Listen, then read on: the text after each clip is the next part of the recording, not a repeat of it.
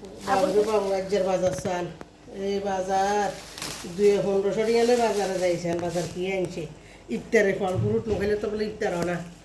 ফল fruit খাইতে হইব আনতে হইব ওই মালটায় 1 কেজি ওকা দিচ্ছে 4 গিয়ে 5 যুগে এইবারই চাল আর একটা আইটেম এই হলো যে আনার এই আনার তো লাগে কেজি মাপা আনার চৌগা এই বাজারে এই দেখেন তো কেমনি খাইব এই রোজার দিনে বাজারে নতুন সরকার গঠন করলাম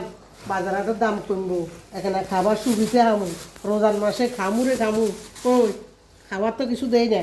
এই এই শসা এই যে এখানে কীভাবে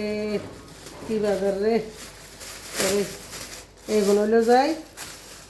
কাঁচা কলা আনাজি কলা সেই